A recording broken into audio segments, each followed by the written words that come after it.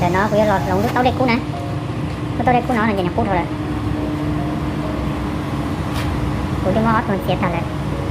thì cũ cho cha cho đây là cho tao nó cái đây là xịn ra nó để cho đây chết.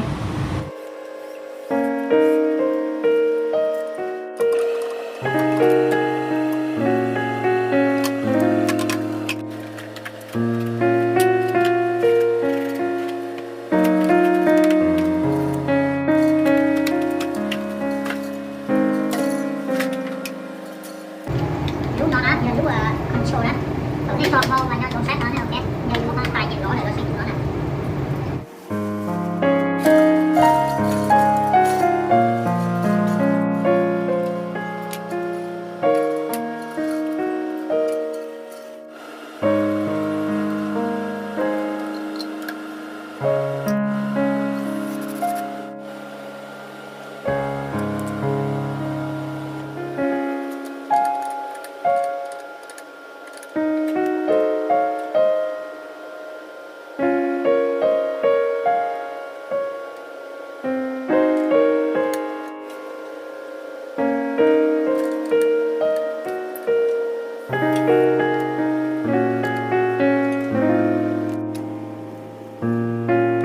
Lúc nó là chỉ là cắt tớ là chỉ cắt tin nó nè, giờ một điều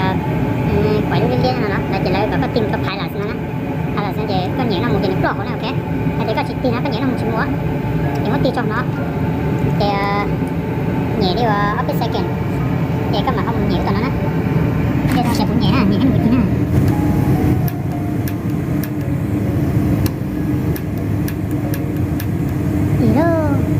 Để thầu chi nó chỉ có tốt cái gì nhớ cái gì kia nè,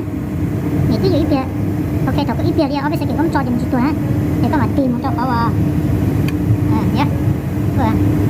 lúc nào giờ lúc ở khu thì cũng không kẹt tại là chúng nó khu đi phèn thì có thể có chỉ một chỗ hậu được nó có tan lý này, có chỉ tài dụng nó có tao,